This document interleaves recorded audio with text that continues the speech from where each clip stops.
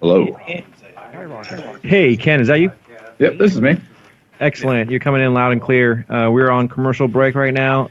We got about 3 minutes, and Danny and Chris are on the air here with you. So Sweet. on the line.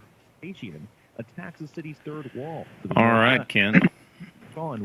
Hey, how's it going? Hey, were there any things that you didn't want to get into as far as? Show him the building of the. I would just let's just not dive too much into any of like the banking details and like how we're establishing like each one of the banking and then that type of thing. Anything that has to do with necessarily like the banking. Let's just not avoid banking, other than the fact that the banks aren't taking the accounts. We can talk about the current industry and as far as banking, but not like what our solution includes as far as the banking and so forth. Okay. So, other than that, we're golden. Yeah. So, Chris, anything that you basically whatever was in the proposal. So, hold on. Can you testing 1 2 testing? My voice is kind of dead today. Can you hear me all right? Yep. Yeah, you're good, man. What have you been smoking on? A appendage of yours. Sorry. I was going to say Chody, but you jumped out there and said it anyway. Ken, sorry. So what were you saying about not mentioning banking? Like, what do you mean more? So we're creating a custom banking solution right now to basically enable all of the cannabis merchants to be able to bank and convert in and out of digital currency. Until we just solidify what that solution looks like and all the regulatory pieces around it, I just don't really want to kind of be broadcasting. Okay, but can we still talk about like the other point of sale features? Oh yeah, absolutely, definitely, okay. Absolutely. Just not the actual anything that involves banking and federal regulation possibly. So. Okay, and so I mean anything that involves converting Dash back to cash. No, we can talk about. I mean, we can talk about that. I just don't want to talk about the specific solution. I mean, everybody knows you can convert back from a digital currency into cash and so forth, via broker or exchange. But yeah, just not. I don't really want to talk about the actual institutions that we're working with. So okay. But other than that, we're golden. Yeah, we can talk about the solution, what problems we're solving, all that good stuff. Okay, just making sure I understand what you're wanting. Yeah, nothing that'll incriminate me later. This is actually considered money laundering. No, I'm just kidding. But just until we hammer everything out, and I just don't want to say the wrong thing. Right, I got you. Well, there's a echo.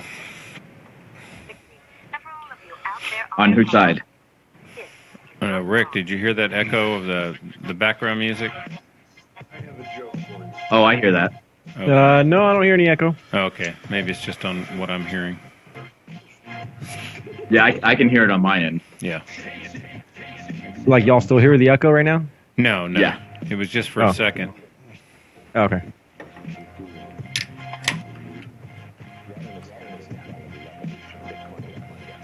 Bitcoin is immune from attack almost completely. Bitcoin, you actually gain far more from using the computing power to generate Bitcoin.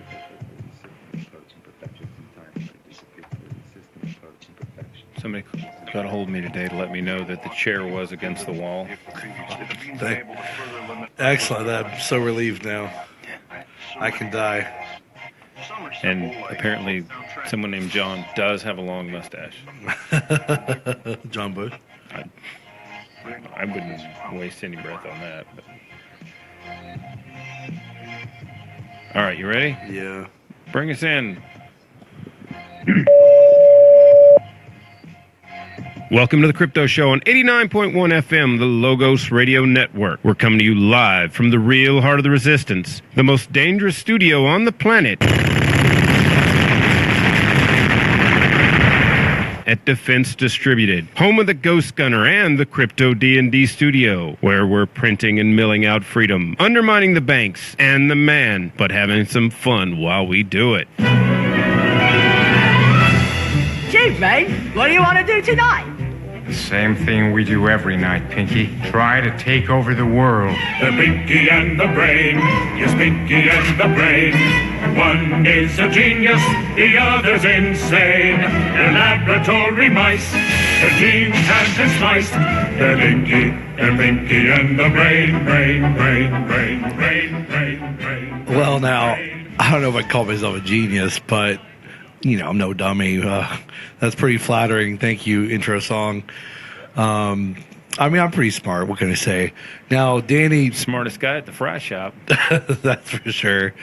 You know what? If for all those career fry shop people, I'm better than you because I eat all the fries. And I give your job purpose. Danny definitely is a pinky, though. I'll tell you that much. Narf. Oh, you even have it. You even have the catchphrase down. That's beautiful. All right, welcome everybody to the Crypto Show. It is May 16th. I'm sorry, May 10th. It is the future.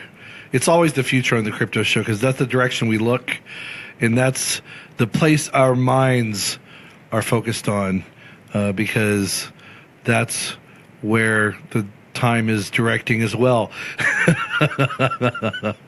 Okay, I'm off the cuff today is not my strong suit. It is, though, May 10th, 2017 presently. It is a Wednesday. Welcome to the show. We are coming to you live on TXLR 89.1 FM here on Logos Radio Network. Don't forget to go to logosradionetwork.com and check out the current fundraiser. Help out. Keep this listener-supported network going. And one of our partners, Dash.org, of course, we've partnered with them for some time now. We're going to continue to partner with them for the foreseeable future. We've got Danny, who's going to be leaving on his trip right after the show. He's taking a Dash road trip to spread the word about Dash and cryptocurrency to a bunch of different states where the cannabis laws are much more relaxed than they are here, and we're hoping to be able to get them to use Dash and Dash-related applications to facilitate their business. And one of those Dash applications is being worked on by our current guest. His name is Ken Ramirez. It has been submitted as a proposal to the Dash DAO, Decentralized Autonomous Organization, as you probably well know if you've listened to the show for a while. And I believe it has already either closed on voting or the voting is overwhelmingly positive. It's closed. And it's closed, thank you. And he is going to be working on just such, essentially a full-scale point-of-sale application. And so we'll talk to him about that in just a moment. And, well, actually, let's just get to it. Ken Ramirez, are you on the other side? Absolutely. Hey, it's a pleasure to be here. Ken, thanks for being on the Crypto Show. It's our pleasure as well. Well, Ken, before we get into your proposed DAS solution, tell us a little bit about yourself. What's your background? Clearly, you must have a tech background, and also let us know how you ever got into cryptocurrency in the first place. Yeah, absolutely. So my background, I'm actually finishing up. I come from the payments industry. I'm finishing up my dissertation research right now that is kind of focusing around an industry problem that kind of is the base of how we came to be as a company. So my whole research is all around the kind of lack of transportation regarding interchange fees as well as other fees in traditional payment systems. There's a kind of a big problem here in the United States that a lot of organizations are unaware of how to even reduce those costs. So when you talk about interchange fees, what do you mean specifically, just to clarify? Yep. So interchange fees are the fees that are charged on every single transaction when a merchant accepts a payment.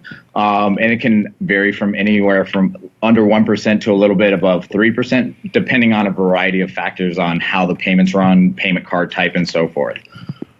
Okay, so like Visa, MasterCard, whether it's debit or credit, and the merchant charge that goes with those transactions. Yep, absolutely. And here, a little bit of a problem we have here in the United States, the only country in the world that actually has this problem. We have well over 1,000 different interchange fees.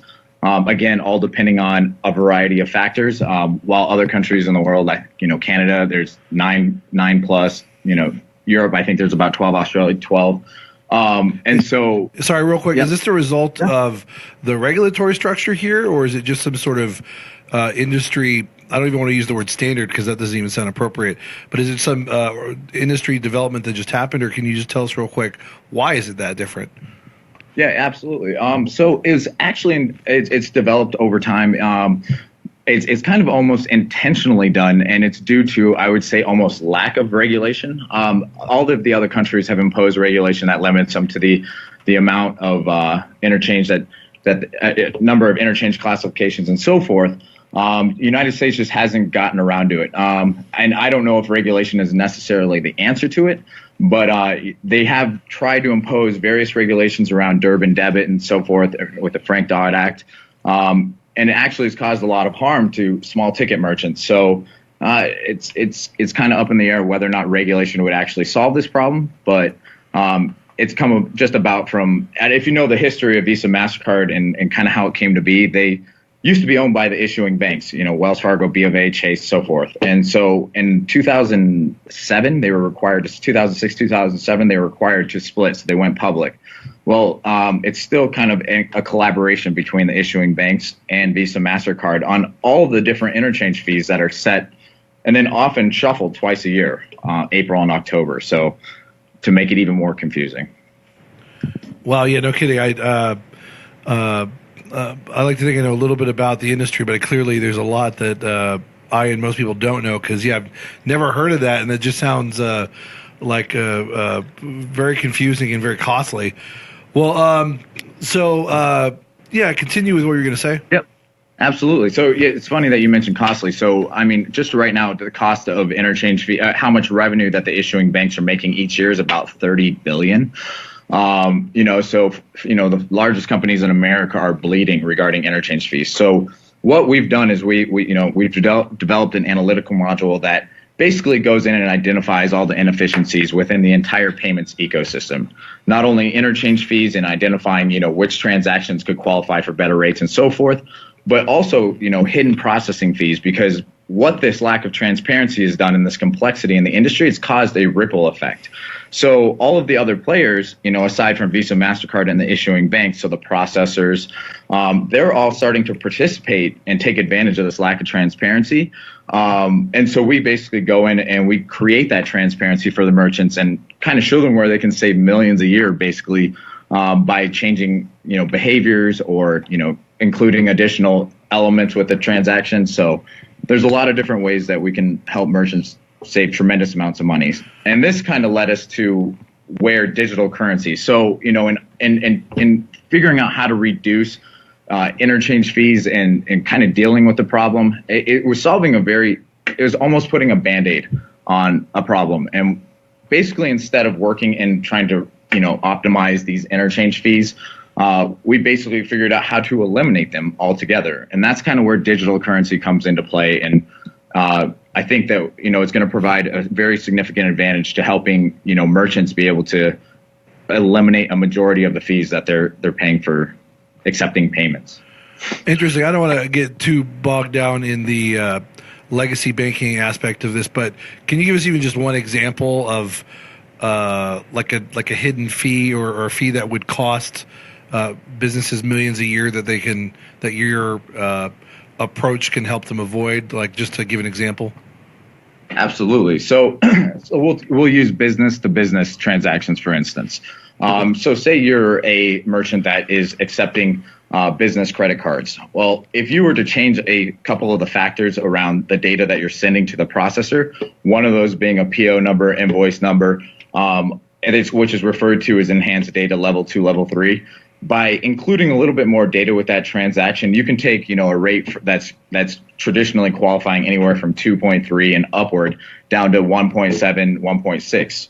And when you're doing large volumes of processing and the majority of it would, traditionally be B2B, you're saving a significant amount by kind of changing the behavior and then changing the technology that you're using to kind of facilitate that additional data. Interesting. That's weird. Just adding a couple extra bits of information can reduce your costs like that. But it's very true. Over a huge revenue stream over the course of, say, a year, it's a lot of money. And if you're something like a grocery store where your margins are in that industry are very small, that 0.6% or 1% extra makes a huge difference. So interesting. Absolutely. Well, we got about a minute and a half till break. Tell us, were you also in the crypto space for a long time before you crossed over, or? So I've worked with a lot of my partners are in the crypto space. Our primary focus was in the traditional payments area.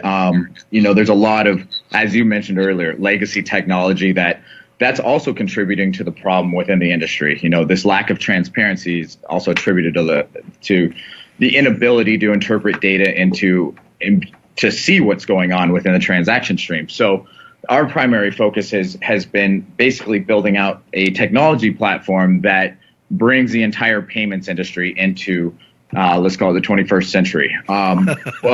And while we're in doing that, we realized that there's a huge opportunity for us to be able to encourage the adoption of digital currency by basically enabling it in one platform.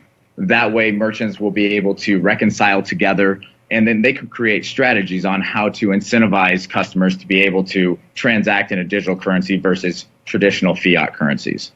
Yeah, that's basically it. Sounds pretty fascinating. Well, we're coming to break. We're talking with Ken Ramirez. That's a really good background info, and it's good to know that you have the background in traditional payment systems, because obviously it's a good springboard for what you're doing with Alt36 in Dash. And we'll talk more about that with Ken on the other side, so stay tuned. We'll be right back. What? Logos Radio Network annual fundraiser, sponsored by Central Texas Gunworks. Defense distributed. Go to logosradionetwork.com. Wait, crossed over? What do you mean? Every $25 donation is a chance to win. Losing my ex or what? First place up for grabs is Spike's Tactical AR-15. Oh, second place. Well, no, I know that. From you mean distributed. Third place, the AR. Oh, okay. I see. Okay. From Fat Sal's right, I didn't realize I had said that. That's why I was wondering what you were referencing. Okay. That makes sense now. I'm starting a new altcoin, and I'm going to build a blockchain on the smoke signal system. So it's hard to send your coins on a windy day. But you've got a solution for it? Well, my transaction fees are really, really low. So it's just a trade-off. Yeah, it only costs you like a log. Oh, that's nothing. Give me some fries. I can spit one of those out in an hour. I know, right? Oh, crap. Oh, my God. You'll get step-by-step instructions in plain English on how to using federal Thank God civil Rick's rights producing. statutes. What to do when Yeah, why was congress Deb is producing the other day? Because Rick was having a sex change. Oh, I wasn't supposed to say that, was it? Financial tables on them and make them. Well, it's about time everyone knew. Okay. The Michael Mirus proven method is the solution for how to stop Obviously, debt he's not. collectors. Rick is our producer. I'm just checking to see if he's listening, and obviously he's not. It's not Rick anymore, though. It's Trixie. For email Michael Mirus No. at yahoo.com. No, Trixie. Trixie sounds much better in an English accent. Trixie. Now.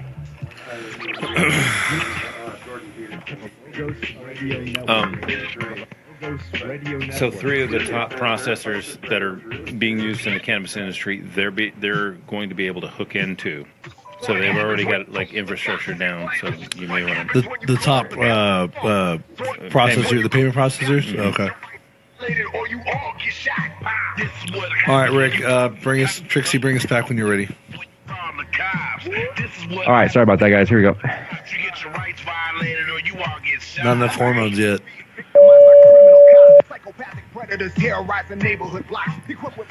Welcome back, guys, to the Crypto Show, to the lovely sounds of Rob Hustle. Go to robhustle.com, Rob-Hustle, I believe, and check out his music, including the sequel to that song, Good Cops, and the music video that goes along with it. We had Rob on a few months back to talk about that music video, and one of the stars of the video, a former police officer, I forget his name, who told us about. I was actually watching that YouTube video that he made for Ross. Oh yeah, it was pretty interesting. Most interesting part was kind of the way you looked at it.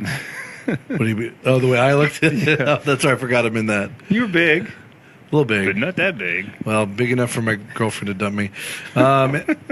Let's welcome back, guys, to the Crypto Show. There's something I was going to say and I forget. Well, don't forget our partners, by the way, Hill Country Home Improvements for all your roofing needs in Central Texas. They fired us again. Again? Yeah. Just a few minutes ago, I bet, right? Yeah. They always do that last second. I got a text a minute ago. You know, if they didn't give us as much Dogecoin as they do. It said Trump, and then another text came in and said, "You're fired." Nice. But they do accept and prefer Bitcoin and Dash. And, of course, we come to hash coins, whatever. And hash coins, actually, primarily. Please no more Trailer Park Boy references. Thank you. Of course, Defense Distributed is where we come to you. That's our studios. We appreciate Cody Wilson and his team allowing us to come to you through the airwaves. I'm not supposed to say that B word. And, of course, don't forget his book, Come and Take It, The Gun Printer's Guide to Thinking Free, for only $17.76 at your local book retailer or on Amazon. And, of course, CryptoCompare.com with all the weekly news in the crypto space. That wrap-up we do every Sunday, so expect that on the next show. And, of course, Dash.org. And speaking of which, we'll get back to our guest, Ken Ramirez, who is the author behind Alt36, the Dash proposal that you can find on the Dash website. You can read all the specs on that. But we've got Ken here to tell us directly about that. And so, Ken, let's dive into it. First of all, I know, of course, you have the relevant background experience in payments processing, but how exactly did you get involved in the Alt36 proposal? So I started working with the Dash team probably about a year and a half ago. I came in contact with Ryan and started interacting with the members of the core team, and I really started kind of understanding how Dash was really kind of leading the digital currency, we'll call it evolution, and kind of some of the products that they have coming out. And I saw real potential not only within, the products that they have that, with including evolution that's coming out, but just the entire core team in general, and their ability to really innovate. And it just was really attractive. So started working with them a while ago, starting to put together a solution. Excellent. Well, that's a long time to be either a part of the team or working with the team, and they do excellent work. Yeah, we're really excited about the rollout for Evolution and the continuing development in that space, and we're excited about Alt36. It's funny because essentially Danny was talking about a similar solution for the past while, Well, I already knew about Alt36 a while ago. So. Oh, I didn't realize that. Well, I was going to say great minds think alike, but never mind. It's only Ken who has the great mind. I mean, it's kind of part of what inspired me to get out there and do this. Well, that's even cooler then. Okay, I thought you had thought of a similar idea and then heard about it, but you actually heard about it to begin with, and that's what's launching you literally right after the show. His trailer's out in the front. Behind his truck, we've got a cool Dash logo on it. He's going to be gone for 2 weeks, traveling like all basically west of the Mississippi to every state that has legal cannabis of some sort. If it gets real fun, I might be gone 2 years. Oh, now you probably would. Well, so Ken, let's dive right into it then. What is Alt36? So basically, we're a fintech company, and we specialize within the payments industry. Basically, right now, we're building a product to kind of solve one of the major problems within the cannabis industry.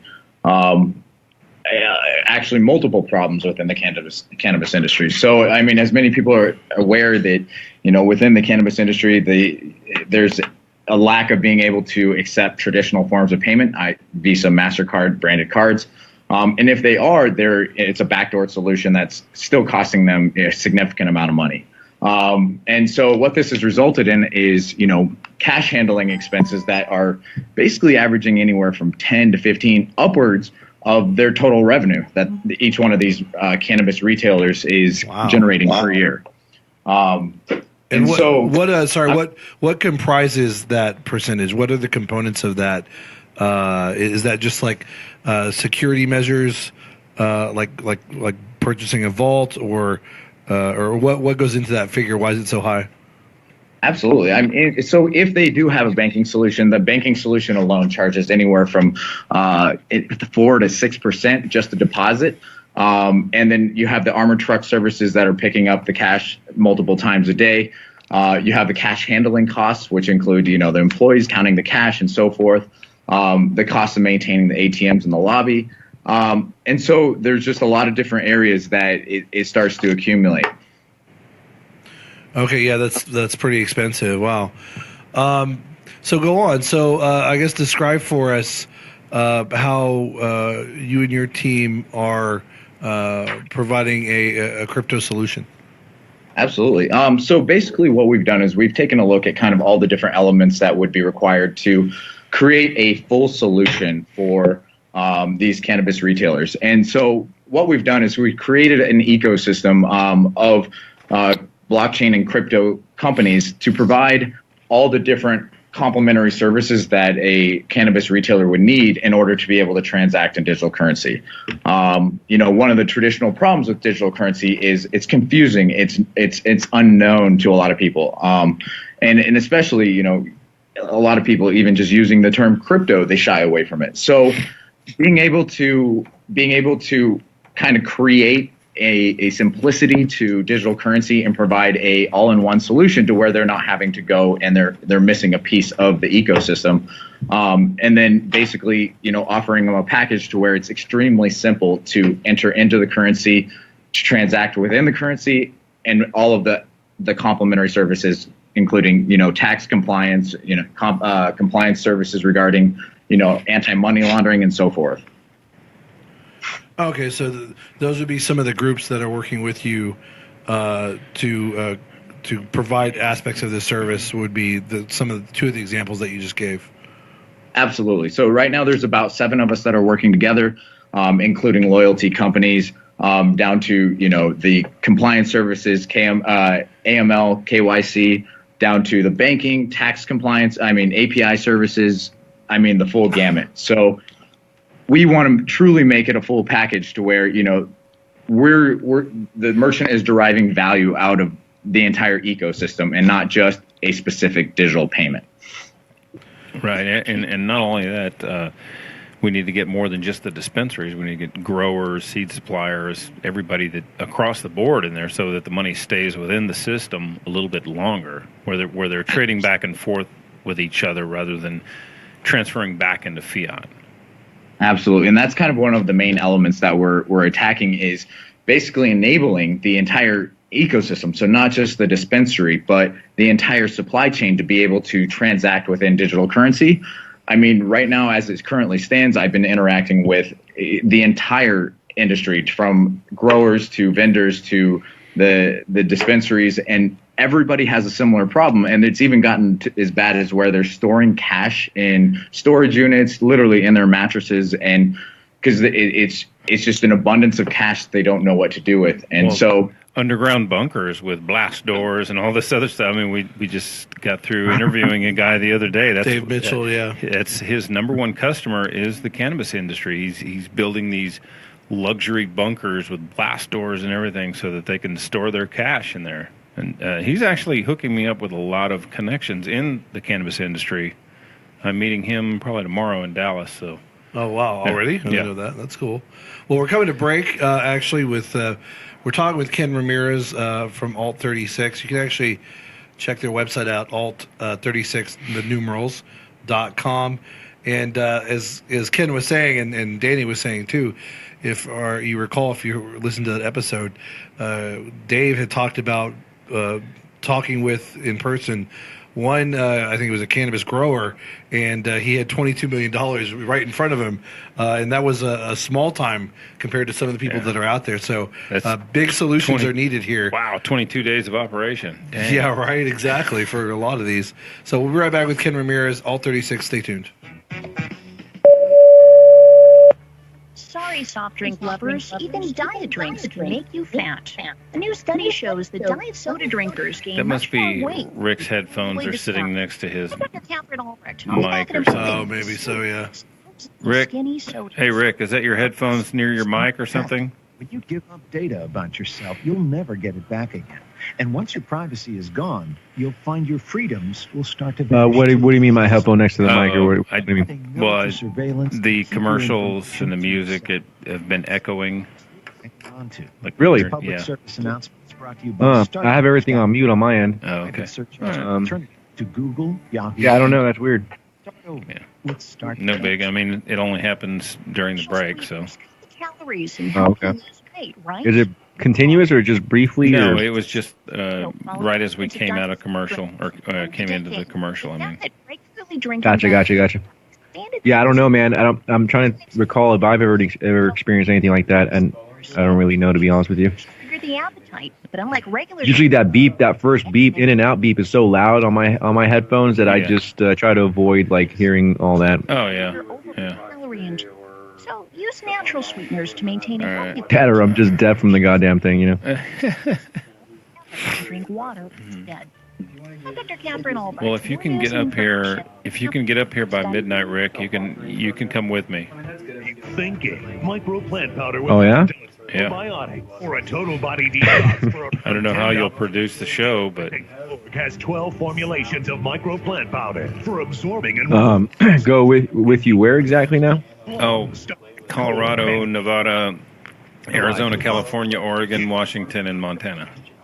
product that saves you space. Oh, for how long? I don't know, however long it takes. You're just cruising the country, or what the fuck are you doing, man? Yeah, we're going to marijuana dispensaries to get them to use crypto, man. Oh, okay, I'm sorry. I've been caught up with. I'm sorry, I haven't really been listening to the show tonight. I'm sorry. It's a weed. Well, tour. not just tonight, but any night apparently. Yeah, Rick. Ah, come on. We don't Wait, you guys listen been planning this? I don't remember y'all talking about this last week. Oh, yeah. Were y'all? Well, we've talked about it before. I mean, it's a little scattered. I mean, you don't. No. We've also talked. No, about but are you serious about that though? Are you Yeah. serious about that? Yeah, 'Cause I'm leaving tonight, and we're going to all the legal marijuana states.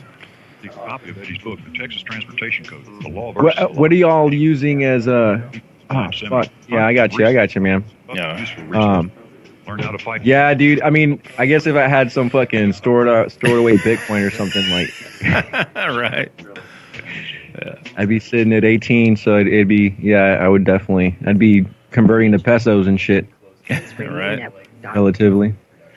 But yeah, dude, I would totally do that. Thanks for the invite. I mean, I would. I am the type of person, but like honestly, I'm one of those stages where I'm like almost dead broke, like almost like foreclosure type of thing, you know, like paycheck to paycheck type of shit. Yeah. Oh, that sucks. I'm sorry. Well, not like literally foreclosure, but you know what I mean. Like it's just yeah. I mean, I just came back from a trip to Mexico, and I kind of spent a lot of money there. So. Oh, where'd you go? Mexico City, cousin's wedding. Cool. Oh, nice. Yeah, I have sort of extended family in Mexico City. It's my mother's boyfriend's family. You ready? Cool. We'll bring us back, Rick, whenever you're ready. Here we go.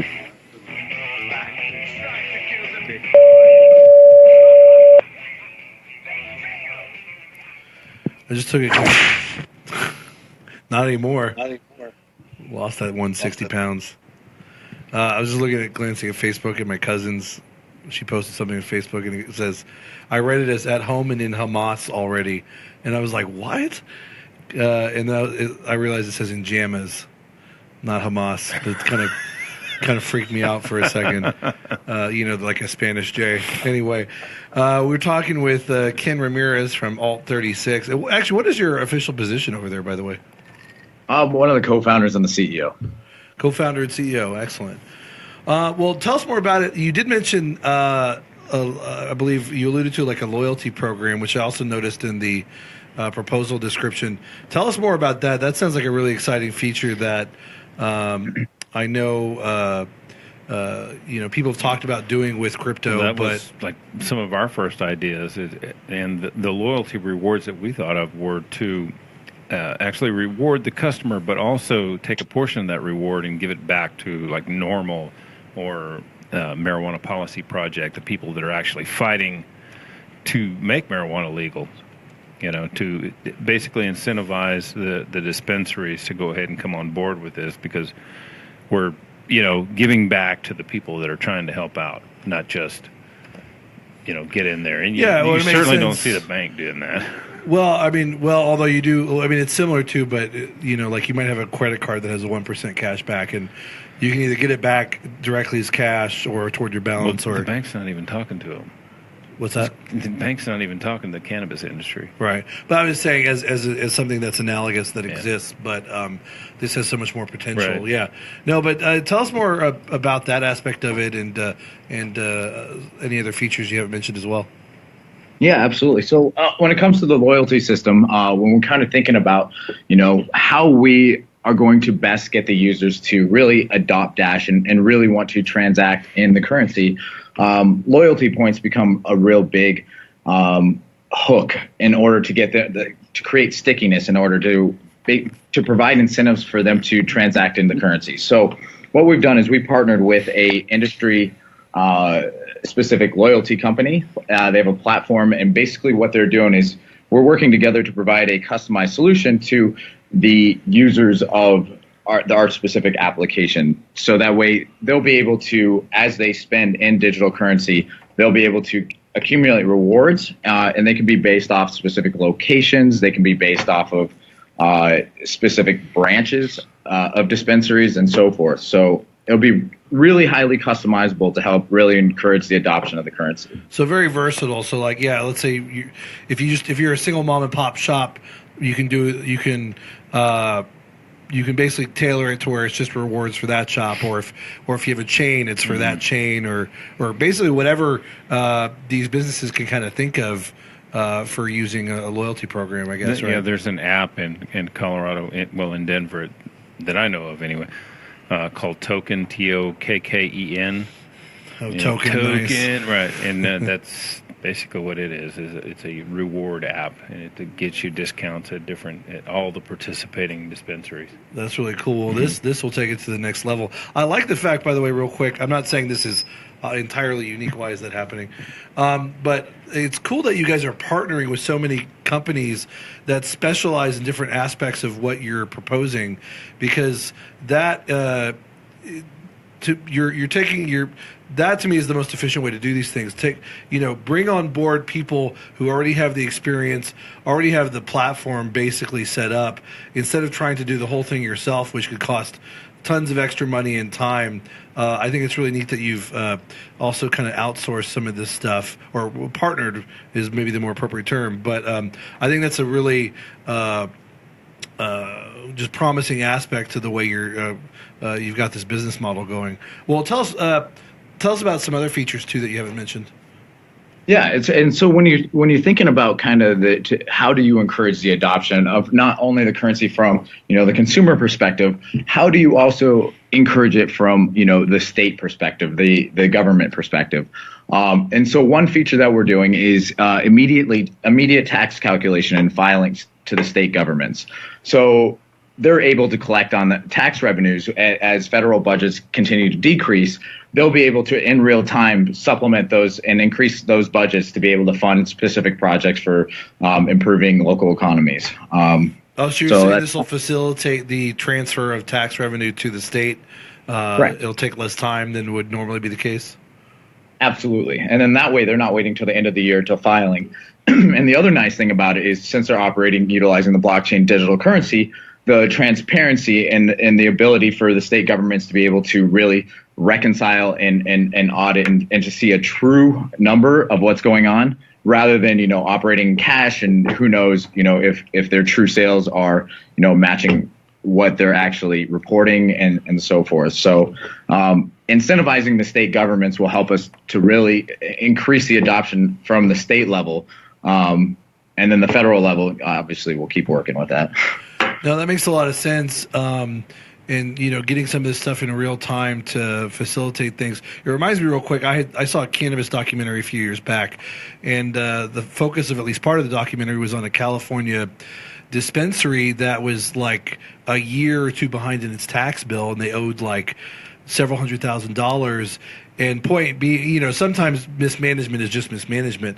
But I think a lot of times businesses get caught up with all the paperwork that they have to do and, waiting till the end of the year to file their taxes, that, it's easier to run into problems like that with the traditional methods. But with this, it sounds like a lot of businesses can avoid that headache because it's just automatically processing it for them. I think that's really neat. Absolutely. And especially, when they are going in and out of the currency, there's a lot of different tax compliance issues that they should be aware of, as far as capital loss and gains taxation.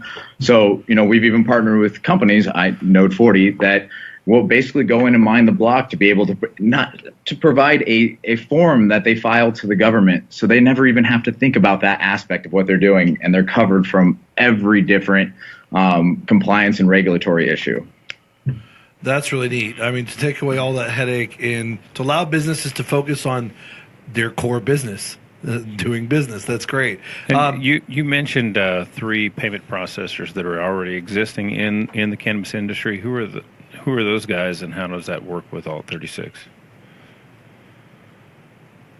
I did not know I had mentioned 3 payment processors that are operating. I think I had mentioned that we were currently in partnerships with 3 of the largest point of sale companies. Yeah, so the aspect of payments for their systems are solely in cash. So right now, you have the very large point of sale systems that handle all of the inventory management, the taxation piece of it, and so forth. But when it comes to the sale, they're all operating in cash. A couple of the solutions that do exist, some dispensaries are running transactions that are only on debit card, and they're actually dropping on Visa, MasterCard rails as ATM withdrawals. So Visa, MasterCard really have no idea what these withdrawals are, since it's an ATM and the descriptors aren't kind of provided. So, all of these point of sale systems that currently exist are basically just operating off of cash and for reconciliation purposes. I see. So they're not really fitted for say upgrading to what you guys are proposing. Absolutely. And so what we're proposing is working hand in hand with the current point of sale systems to be able to enable them to add value for their customers and to be able to help increase the adoption. We figured as if we go with a channel strategy and we can really hit the predominant players in the industry, that will also help exponentially increase the adoption of the currency through our value solution. That makes sense. Who was it? Our last guest or a recent guest who was talking about how when you go into an industry like this with something brand new, you don't necessarily want to just go like a juggernaut headlong and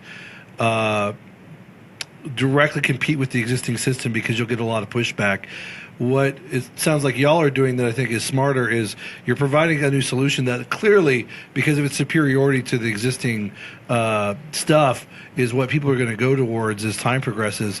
But you're partnering with existing companies, and that way it seems like less of a threat to people who would otherwise be competition. And I think that's kind of a good sort of way to go about it. We're coming to break. We'll be right back here with Ken Ramirez from Alt36, alt36.com. Check it out and stay tuned. We'll be back in a second. Plaintiff or defendant in a lawsuit? I'm already Win blanking, case without Andrew. an attorney with jurisdiction. The affordable. Oh, Andrew Faction. That's right. Course that will show you how in 24 hours, step by step. If you have a lawyer, Right. That's what it was. Should be doing. Thank you. My memories are very fragmented. I know. Thousands have won with our step-by-step course. And No, but now thank you because I was trying to. It was so recent and so clear, but not. 22 years of case. Did that make sense? The way I'm not my most articulate today. Did that kind of make sense, Ken? At all? Yeah, absolutely. Is that even something y'all are consciously doing, or as far as the strategic partners, or the strategic. Well, I mean, not all your strategic partners. Obviously, some of your strategic partners are simply providing the complementary services for the whole package. But like with the existing cash handling point of sale companies, like in a way you're an eventual threat to them. But by partnering with them, you sort of have a symbiotic relationship with them that maybe results in less pushback, or you know what I mean? Well, right now the banks have excluded the cannabis industry, so there's not really anybody to push back against. So much. Well, I just mean if the crypto is a threat to maybe the. I think they do pay like a pretty large amount though to actually move the cash, like to move cash from point A to point B. It's well, no, yeah, I mean that's what. Yeah, it's extremely sketchy, and the amount of crime and robbery that's occurring because of it is just insane. Well, I've heard tales. I've heard tales of them actually sending out employees multiple times a day with backpacks. Yeah, decoy employees. Yeah, it's Dave Mitchell from Underground Vaults was telling us about that. Yeah, that's a really good point. My local dispensary here, TrueMed, it's probably like the Apple store for cannabis. It's awesome. They're basically, I mean, on average, I would say probably about $1 million plus a month, maybe $2 million in cash. Wow. So imagine that on a weekend day. I mean, that is just all in one place. Let's actually talk about that when we come back. I mean, I think it bears repeating about the improvement in safety that this will bring. Bring us back, Rick.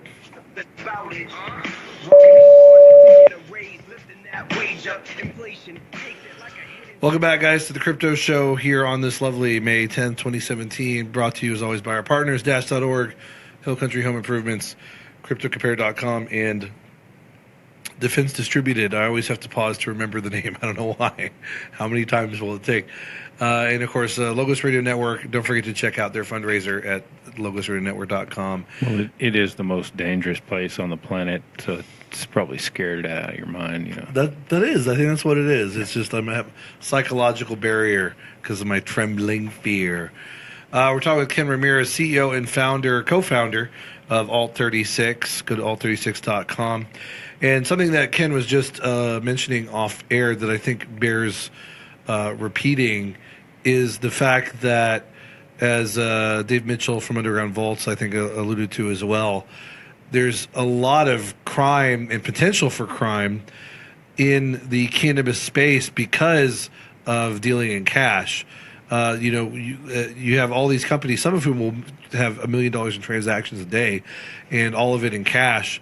And just imagine having $1 million, or in Dave Mitchell's case, $22 million, sitting in one place, and it's an easy target for a small group of guys with weapons, God forbid, or whatever, or sometimes just someone goes in and sneaks off when someone's not looking. Anyway, what's really cool, Ken, right, is that the solution that you guys are going to provide will help reduce a lot of this crime. Oh, absolutely. When you think about one of the main issues in dealing with cash, it is around security. If you know that a retailer is operating solely in cash, that means if they don't have, are paying a premium to have an armored truck remove it multiple times a day, they're relying on local security or whatnot, and they're there, like they're just a target for anybody that's looking to be robbed or so forth. And in addition to that, given federal regulation, the classification of cannabis on a federal level, they aren't allowed to really arm themselves. They can't have a firearm alongside with a scheduled narcotic or a scheduled drug. Oh, good point. So that's where the security guards come in. And I know in Arizona, they carry a big can of mace. How far is that going to go? Then, especially since the mace can backfire and render you incapacitated too. Yeah, exactly. That's so lame. We carry pillows. We carry pillows here in Texas. We're ready for a pillow fight anytime. Like that. Well, and then to escalate that, if you think about it, so how are they paying their employees? So you have employees leaving with cash, large amounts of cash every day. So that employees walking through parking lots or being followed. People would know that the employees have cash until they actually go and deposit it in their local bank. And this was actually the most shocking part is we're currently working with a B2B cannabis trading platform. And so basically they enable dispensary owners and suppliers to be able to put excess supply up into an exchange and the buyers and sellers are able to bid on it. Well, right now, everything's currently cash on delivery. So if you can imagine from a supply perspective, they're showing up to a transaction with 100,000 to 500,000 in cash. That's not, there's no exposure there. So, we're really solving all those problems because, taking it digital, they'll have a hard wallet that they're storing everything in and basically no physical cash. So, and what's great too is, even different from legacy finance, electronic transactions or money storage, is the fact that there's a learning curve with crypto. In other words, since these are going to be implemented in the cannabis stores, the dispensaries and stuff, one kind of slight advantage that won't last forever, nonetheless it will be there, is that if someone wanted to steal the crypto off them, they would have to know how crypto works, how a wallet works, how to transfer. And to this day, most people aren't even aware that cryptocurrency exists. So that'll kind of be a sort of upfront advantage for the businesses as well. And you bring up a good point. There's so many weakness points here for cash theft. It's not just the dispensary itself. Yeah, it's if you go B2B and you go buy supplies and you carry a suitcase full of cash to pay for it. That's another vulnerability. As you mentioned, employees going to their cars. When the popo can just pull you over and take and your civil money. Asset forfeiture. There you go. That's a really good point. The police are going to be a constant threat. We used to make fun of Mexico for having corrupt police. Well, we have far exceeded Mexico. I know Mexico. We got robbed in Mexico. It was horrendous. 500 we had to pay. Yeah, 500 pesos, which was like $30. $10 a piece. But anyway, I was just going to add to, when I was a server for many years, that's the one thing most restaurants will do is if you work a night shift, especially if the restaurant's open late, they have someone walk you to your car, especially if you're a girl, because there's, people know that servers leave with cash. So these are really important. I don't even want to say side issues, although they're tangential to the purpose of these systems, but they're also really important side effects of the industry using all cash and how the system and using cryptocurrency is going to help drastically reduce crime and the potential for it. So one other question too. Obviously, you're working with a lot of partners who have their respective expertise. You guys have your respective expertise and lots of expertise in payments processing, as you mentioned. And a lot of it, what your system is going to do is going to streamline compliance for customers. Nonetheless, in producing this system, were there any sort of regulatory compliance issues that y'all had to face unexpectedly or continue to face, or has the rollout been pretty smooth just because you guys know top to bottom the whole regulatory structure? Well, yep. So we've been doing a lot of research within the regulatory structure of the cannabis industry. We've also been looking into the tax compliance issues, and every day it seems that there's another area that even if we didn't need to be fully covered, we want to be fully covered. So in doing that, we take on more and more partners. In addition to that, in order to be able to kind of help us identify problems before they arise, we've actually put together, this is probably the most significant thing about our team, is we have an advisory board of 10 advisors right now that are all the top in the industry in the respective different fields. So every single area of what we're working in, we've managed to identify, from the head of IBM blockchain labs, to the head of U.S. acquiring for MasterCard, all the way down to, former CFO from the Wall Street Journal. So we really, PhD professors at Stanford, and actually Alt36 is sponsoring the first blockchain laboratory inside Arizona State University. So, so there's a lot going on around our team. So by surrounding ourselves with the individuals that are able to not only, identify problems within the digital currency or blockchain, we're surrounding ourselves with the compliance experts as well, from, SEC regulators to former DEA regulators to, the top cannabis lawyers in the country. So I think by, providing this kind of this team, or creating this team, allows us to really cover a lot of our bases before we actually have to experience any repercussions from getting there. That sounds awesome. That's that's an incredible list of very intelligent, competent people that it sounds like you have in your team from all relevant walks of life. Wow, professors and CEOs and everything. So very exciting to hear. So how long do you foresee till the completion of this project? So basically, we're looking to go live Q4 of this year. We've basically aligned some of actually the top, UI, UX developers in the country, because that's, kind of one of our main emphasis is making it extremely simple and from a user adoption perspective. And so, we're already under full development right now. And so Q4, we'll be looking to roll out our beta. And then, we have planned stages from that point forward. And a lot of it depends on regulation as well.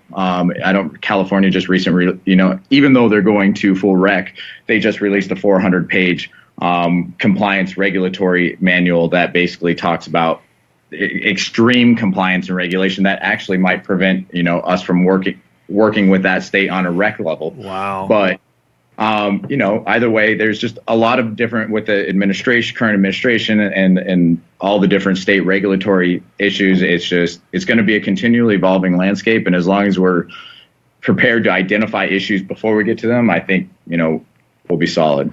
We really haven't even mentioned the General Bytes machine, and so there's going to be an ATM in these dispensaries. So this is not just helping Dash; this is boosting Bitcoin as well. So the haters out there that because the ATM is going to be Bitcoin and Dash. Yeah, right? All of the General Bytes machines are cross-platform. They're good for Bitcoin and Dash. Sorry, I don't even know. Is General Bytes the name of the company or the model? Or yeah. Oh, okay. That's the manufacturer, yeah. Oh, okay, gotcha. Yeah, I knew that. So we're looking to draw. I mean, if you think about the number of dispensaries in the country, and especially just rolling out from state to state, it's thousands upon thousands. So, and all of the machines will also be Bitcoin enabled as well. So, we're definitely helping. Are there any plans to expand to other cryptocurrencies as well in the future? Well, right now, our main focus is Dash. Dash really, is the team that we need. It has a governance structure that is absolutely attractive. It has the thinking. It's just the way that they form the entire network is just absolutely amazing. And for now, we don't see ourselves aligning with anybody else. And that's for 3 years already written into the contract. There's exclusive for 36 months. Yes. Oh wow, that's a long time. So if Dash performs, we perform, and the opposite. So we're definitely looking to really create a strong relationship and become that adoption agent for the network. So I mean, and the advantage for the dispensaries as well is that you're going to draw in customers that want to use the Bitcoin ATM, Dash ATM. And while they're there, as well, yeah. I mean, how many nerds? Well, we're coming to break, stoners? so good point. We'll be right back. Stay tuned. The Bible remains the most popular book in the world, yet countless. So I only really have a couple more questions. Is there stuff we haven't gotten to that you want to mention? I think we covered a lot of. I think all of the important aspects, I guess. Mm-hmm. Okay. Well, then, one thing we may want to cover is, like, as we're going to these cities, the first thing, I guess the first one, Dash is providing an ATM, or this is part of your proposal, right? That an ATM and the payment processor goes in. would like to give you a free recovery version. Part of whose proposal? Yours, isn't it? That we get an ATM in the shop. Yeah. Yeah, absolutely. So as part of the package, the overall package, like we were saying, we don't want a merchant to have to think about any of the issues. So even down to the point to where the ATM, we're creating an entire strategy just around the ATMs, including cash recycling ATMs and different incentives conversion incentives to be able to encourage the users. And the sweet thing is, if we're dropping the cash handling cost so much that the dispensaries are even able to incentivize the customers by giving a reduced price by purchasing in DAS. So all around. And also, so you're going to do this for like one dispensary in each city, right? I mean, you don't want to provide this to multiple dispensaries in one city because it creates too much competition. You want to give the advantage to each, the dispensary that you're supplying this to draw in more customers. Well, overall, basically what we're trying to do is encourage the adoption of the currency. So our current strategy, we're aligning it with the point of sale channels. So, I mean, one point of sale last year did 1.5 billion. They're going to be doing 3 billion this year. So we're looking at not just dropping one in each state, but this is going to literally explode. Right. But I mean, as far as what I mean by one in each city is that's the one you're supplying and everybody else has to pay. Earlier today. Yeah, I don't even think that was part of the proposal. I think that was I think that was Danny's. Was that Danny's proposal? Saturday Night Massacre. No, I mean I thought when I talked to Ryan, I think that's what he was hoping for, is that you would only have one that was doing this in each city, so that they got the full effect in the beginning. You don't want to oversaturate. Well, at the beginning, you're probably talking about the data strategy. So until we basically actually implement and kind of iterate and look at the results and kind of adjust and iterate again, we won't be really blasting it out because we want to make sure that every aspect is covered before we really just start kind of cranking it. That's what I'm going to be focusing on is each city I go to, I want to try to get a concrete yes out of only one. I don't want to spread it to a bunch. I just want to try to get one person, one dispensary that's interested or committed at least. Absolutely. Like in Arizona right now, we have about 4 dispensaries that are already lined up and on board. And one of the dispensaries is actually like a multiple location dispensary. Oh, cool. We've actually even got the largest grow operation in Arizona already on board. So Arizona is going to be the first use case where we're going to do all of our beta. It's because we're here, we're local, we can be in person. So, and then we'll probably roll out to Colorado and then Oregon following. Right. Well, the one guy that we talked to with the Cannabis tour seemed pretty interested, so I think we should be able to get something going with him, and that would be in Denver. So yeah, absolutely. That would be definitely nice to be one of the starters. Absolutely, and one of our POS partners is actually located in Denver, so that would actually be great to kind of start the flagship location.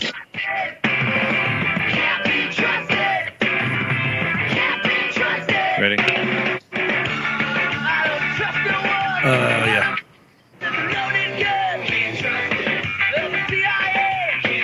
Go ahead, Rick.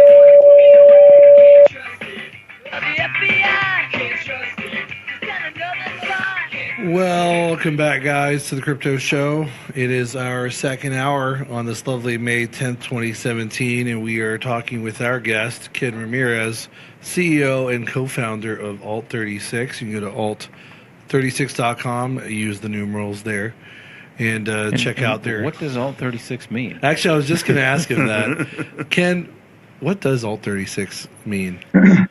So it's kind of an underlying pun. So the alternate code 36 is actually the $sign.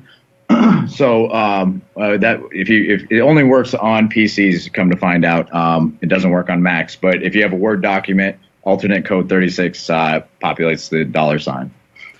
Actually, I just tried it. I'm doing it. Does it have to be specifically Word? I'm doing it in Google Docs. It doesn't seem to work in Google Docs. Maybe. I would open up a Word doc, and you can even Google the alternate codes, and I guess there's an alternate code for every single number. So one of our co-founders, I saw that and we were like, oh, okay, we'll kind of take a little bit of a spin on that. So, and then branching into digital currency, kind of follows along with, Dash being an altcoin. We didn't plan for that, but it works out pretty nice. You know what I think the real reason is? You know what, if you sum the numbers from 1 to 36, you know what you get? 666. You better. Oh my God! I'm on to him. No, I'm just kidding. That is true. That is true, though. It's a triangle number. If you sum it, you get 666. But anyway, let's get back to something more serious. Sorry. Let's see. I already asked if you're expanding to other crypto. And I like your response, by the way. I mean, obviously, people can say we're all a little impartial because we're partnered with Dash. You guys. You've been working with Dash, the Dash team, for a year and a half. But Dash really is a pretty incredible cryptocurrency that I think doesn't get enough recognition from other crypto enthusiasts who are a little too... And can you imagine what Bitcoin would be worth right now if they had even a similar model of being able to advertise? And yeah. Well, no, I agree. Probably be worth 10 grand easy right now. If Bitcoin had the governance model to quickly and agilely fix issues, like I'm still shocked. I mean, don't get me wrong. I'm still a Bitcoin supporter, enthusiast, and I'm glad that it's like at 1,700 right now. I'm still shocked though that even with Japan calling it a currency and other developments, that it's been increasing at all just because the block size issue is yet to be fixed. I saw someone on Facebook say that they had a fee of like $3. Or something, yeah. Which I sent myself $1, and it cost me $1.25 to send it. Well, that's bad enough. In $3, I mean. So anyway, but with Dash, they quickly solve problems. They've got the instant authorization, 2.5-minute transaction time or validation time. And of course the governance structure, it's a beautiful thing. So, I ask about other crypto, but kind of as Ken said, it's like, why do you need other crypto when you've got really the two best, Bitcoin and Dash? But that's just my little soapbox. Let's see. Aside from like Danny. Oh, good for you. Thanks. Aside from Danny, whose trip obviously is going to be big on promoting Dash and the Alt36 proposal to dispensaries and whatnot. And unmarked gun machines. And unmarked gun machines. Talk to Cody about that. What other do y'all have any other ways of planning to promote and implement your solutions? Kind of like how Danny's doing his trip or anything like that? Oh, yeah. So basically what we're going to do is we're going to be kind of, as soon as we go live and even up to going live, we'll be attending the different shows, the Crypto Cannabis show. That's in October. I believe that's in Denver this year. And then we're going to be there. Are you? Yeah. All right. Well, cool. We are now. That's right. And, in addition to that, through our channel strategies, what a benefit to doing that is being able to co-market our services through somebody that already has established brand recognition within the industry, which will hopefully accelerate the adoption rate of kind of the technology and the currency. So, I think that we'll get a lot in. Currently, we're already attending local cannabis shows here, conferences here in town. And then we'll basically be kind of accelerating that schedule quite fast. So, excellent. Well, yeah. I need to find out where to find cannabis conferences at. Where's the go-to page? Yeah. So the one we go to here start attending it. Yeah. Yeah, the one we go to in Arizona is META. It's the Marijuana Industry Trade Association, and they're absolutely amazing. So. That's the one that's really been influential in kind of driving a lot of the change here in Arizona. Oh, awesome. Oh, I forget that's right, Arizona. So Arizona is it medical? Medicinal, yeah. Yep, this medicinal only. We did not get the vote this year. Yeah. But actually, and I kicked Discount Tire to the curb because of it. Do not buy tires from Discount Tire. Why? They donated $1 million in Arizona to anti-marijuana legislation. And why is that? Because they suck. Well, you could make tires from hemp. Well, I don't know why they would be against that. I wonder what the motive keep your behind that was. politics out of my tires. Yeah, right. Amen. But yeah, Arizona was up for the vote with those 5 other states, right? This time around, just didn't succeed. Absolutely, and if you think about it, kind of the regulation that's coming out from the full recreational in California, it's pretty intense. I mean, you have to be licensed in every single piece of the supply chain. Oh my God! And so what we're actually finding out now is that the medicinal states have a lot less regulation than the fully compliance. At least some of the states that are going to be rolling out the new compliance. Really? Standard. And why do you think that is? I have no idea. Apparently, it was just released about 2 or 3 days ago. It's a 400-page kind of bill on it. So I still have yet to go and dig through that. When I get bored, I might go. But I have no idea why they would be regulating it, unless it was to basically track it more intensely from seed to sale. But or possibly around taxation or any way that they can generate. I'm sure those licensing that you have to get for every piece of the supply chain costs money. And so, I would think that would have to do something with revenue generation, taxation, and that also ensuring. I mean, if you think about cigarettes, also ensuring that the product that you're getting is up to par. So, a combination, I would say, of all of that. Whereas medicinal, they don't really have the full kind of game plan. You can see by even in Massachusetts this year, they got full rec and they didn't think it would get it in a heartbeat. They don't even know what to do. So they're looking at other states right now to create their own regulations around the industry. So yeah, I have a friend in Massachusetts. She said that the governor recently kicked back implementation of the new law by a year. Which is pretty douchey, but unsurprising. I mean, I guess maybe I'm just speculating. I can see where if they had the regulations too onerous in medicinal, people might there might be backlash because people might perceive it, rightly so, as being an impediment both financially and structurally to getting the medicinal cannabis out to the people who need it. But I mean, I do know the real reason why they do it with recreational. I'm just surprised that it's not in both. Of course, the real reason is, they're making the state makes so much money off of all these licenses, and then they can dole it out to their buddies, because only the wealthy and corporations can afford these licenses and to comply with all these regulations. That's what Jody James was saying was going on in Florida. It's like, if you're not buddy with your local politician, you're not getting a license, period. Right. And, it's basically they're erecting barriers to entry, and it's unfortunate because the consumer and potential entrepreneurs who could offer great things to the market but don't have the capital to meet these requirements get screwed. Anyway, that's just my side soapbox thing. It's unfortunate. But, at least it's better than nothing. It's better than... Talk to the hand. You didn't tell me you had a Schwarzenegger soundboard. I do. Oh, my God. We're going to have fun with that.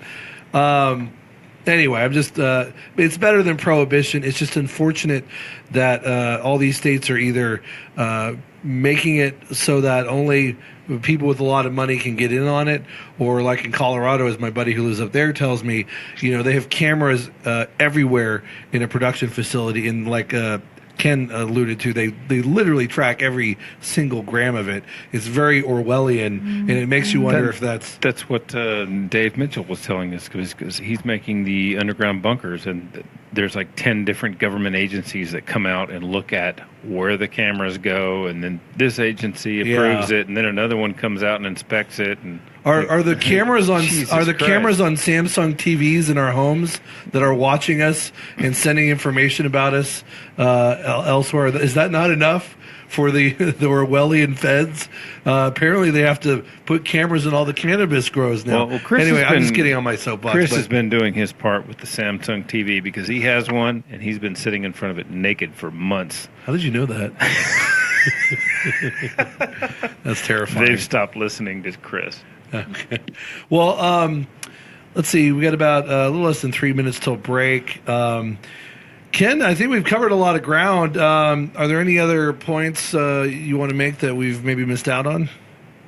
No, I don't think so. I think we covered all the major issues kind of that are negatively affecting the industry and how we're going to solve them. And I appreciate you taking the time to actually have me on the show and kind of address an industry and a problem that a lot of us face here in America. So, well, we really appreciate your time. All our guests are busy people doing important things, and any time they can give us is very much appreciated. And it's kind of the best fit for crypto. I mean, this is the sector of America that is the most unbanked. Yeah. Well, and it's how crypto is an opportunity. It's kind of how crypto got its start too. Yeah. I mean, the Silk Road, right? So the circle of life. But no, we're really excited. We're big fans of Dash. We're excited what Dash can do for not just the legacy financial industry in general, but for cannabis estates and cannabis businesses. And we're really excited what you and your Alt36 team are doing, because it's very necessary and very beneficial, and it's the direction forward in the future. One other thing I was going to ask, one thing I was mistaken about is, at first I thought at the beginning of the interview, Alt36 was the name of the I guess the product, if you will. It's the name of the company, right? Do you have a separate name for the system you're creating? Yeah, right now it's called Product 36. We'll drop the product when we go live, and then we'll just go to simplicity. Is all about our mission is all about simplicity. So we'll just drop everything. It's just going to be the 36 platform. Gotcha. Super simple, and we'll just keep it clean. So sounds great. And in our last minute, give us some contact info again for people to find out more. Yeah, you can. So our website will be continually updated as we get closer to the launch. So you can go to www.alt36.com. You can also reach out, contact@alt36.com, or you can submit contact request information to the website. Yeah, that's about it. Easy enough. Awesome. Well, we're coming to break. Ken, again, we really appreciate your time. Ken Ramirez, CEO and co-founder, Alt36. Again, alt36.com. We're really excited about it, and we'll talk more on the other side with my co-host, Danny, about his trip that he's about to embark on as soon as this show ends. So, Ken, again, thank you very much for being on the show. Thank you very much. Have a good evening. Real pleasure. We'll have you back on as more things develop with more news. We'll be right back. Are you being harassed by debt collectors with phone calls, letters, or even lawsuits? All right, Ken, we really appreciate it again. And like I just said, if there's more developments that go on that you want to promote, we can have you back on to talk about that. Absolutely. I really appreciate it. Awesome. Well, you have a great night, sir. Thank you. Same. All right, take it easy. Letters and phone calls. Do you want to come on, John?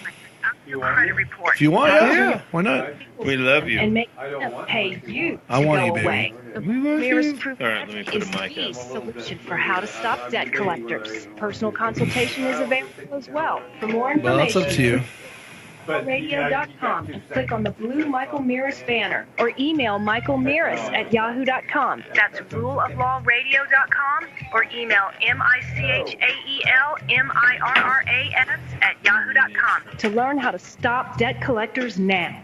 I love logos. Without the shows on this network, I'd be almost as ignorant as my friends. I'm so addicted to the truth now that there's no going back. I need my truth fixed. I'd be lost without forgot logos. it at home. Sorry. I really want to help keep this network on the air. I'd love to volunteer as a show producer, but I'm a bit of a Luddite, and I really don't have any money to give because I spent it all on supplements. How can I help Logos? Well, I'm glad you asked. Whenever you order anything from Amazon, you can help Logos. When ordering your supplies or holiday gifts, first thing you do is clear your cookies. Now, go to LogosRadioNetwork.com. Click on the Amazon logo and bookmark it. Cool. Now, Sure.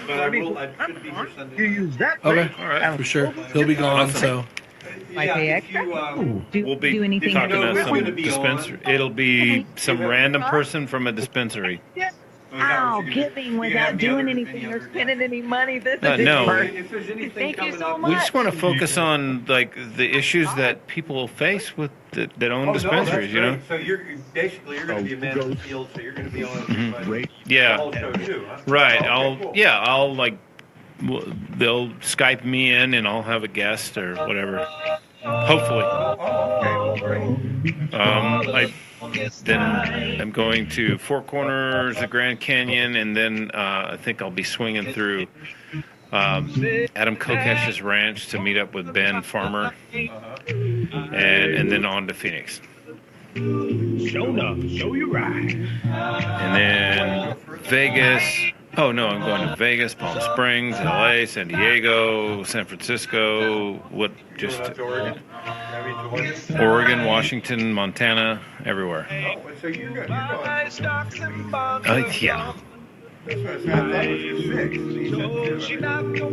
Yeah. Maybe 3 months.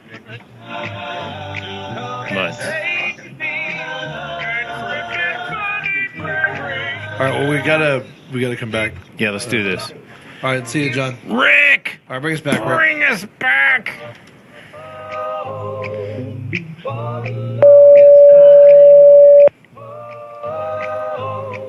You know, I think that's the first time you've ever said, damn it, we got to come back. It's normally me. I know. Well, you're so responsible. The student has become the master. So step aside, y'all. I don't know why I said y'all. I'm going to have to take over your position anyway while you're gone. I know. So I hope you do. I'm going to render you irrelevant. If you, I hope you do take my position. In weight class. Ouch. I'm going to hook you up. With what? I need a workout program. I think the best workout program I could do is to get a tapeworm. You know they do that. I have tapeworms. Ugh. What does that mean? They're in a jar. You got to eat them first. Ew, gross. No, you know they do that in China though. I wouldn't. I Seriously, like they like tie their feet up and all kinds of crazy stuff. I think is that the Chinese or Japanese? No. Yeah. Same difference. Am I right? No, I guess we. I'm just kidding. Normally we would be able to say that, but in this day and age, you have to be so careful. Yeah. Not to say something to offend. Like, yeah, don't call them Asians or Europeans or Africans because it's too generalizing. I don't know. Anyway, what was I going to say? Tapeworm. Yeah, that's a good idea. Well, we were just talking with Ken Ramirez, CEO, co-founder of Alt36. Thank you, Tom. Do you want to sit in, Tom? You can if you want. Little Tommy. Tom, of course, is one of the team members over here at Defense Distributed. You may remember him from previous episodes where he sat in. And eventually, if I get my act together, Tom and I are going to have a discussion on religion, cults, mysteries, religions. Religions are cults. And all sorts of things like that. And I know I need to do that. But we were talking with Ken about Alt36 or Product 36 by Alt36. And it's going to be a point of sale system. It's going to be really versatile and dynamic. It's going to allow businesses to do all sorts of tax and regulatory compliance automatically without them really having to think about it or do anything in real time. And it's also going to provide point of sale functionality beyond that. The easy button. Like the easy button. Thank you, Office. That was easy. Office Max. Is that Office Max? I don't know. Office Depot. They got one at the hardware store in Wimberley. What, an easy button? Yeah, the paint counter is this big red button that says easy, and you push it, and it goes, that was easy. Are you serious? When I'm there ordering paint, I just push that button over and over and over. While you're huffing the paint. paint? That was easy. That was easy. That was easy. It's because you've been huffing the paint the whole past 30 minutes. Dude, it's latex. It's so it doesn't get you. No. Oh, I didn't know that. Well, good to know. Make sure I don't get the latex paint next time. Well, of course, Danny is going to be taking a trip. Danny who? Danny, you. Oh, all right. I'm just hearing about this. What am I doing? Okay, so you're going to be giving me that RV, and then that RV is bigger than your house. I know. It really is. I mean, I live in a very small sort of. It's not quite an efficiency, but it's what do like they call that. It? A hobble. A hobble? Was it like a hobbit? A hobbit like place? That. My feet aren't hairy enough. But no, it's pretty big. What is it? You said 20? No, 34. 34 feet. It's huge, yeah. And you've got the extender things on the side. Oh yeah, that's kind of neat. Yeah, You know, my ex and I had for a long time had talked about getting an RV together. We even researched RV parks and went to an RV, whatever you call an RV place you buy them at. We had long-term plans like that for a time. Back when love still felt real, when it still seemed to exist, and when my heart was full instead of broken and empty. It'll lead to that. It's just a question of me or her. Oh my God! No, no. Or both. I'm just kidding. You can't beat that dumbass Leland to the punch. Come on. Don't worry. But anyway, you're going to be taking off on a trip. Now, I know it's flexible. You're not quite sure how long, but you're planning on, you think, 2 weeks? 2 to 3 weeks, yeah. 2 to 3 weeks. And you're going to try to hit up, like, what? Every single state in the West of Mississippi? Yeah, every single state, but no.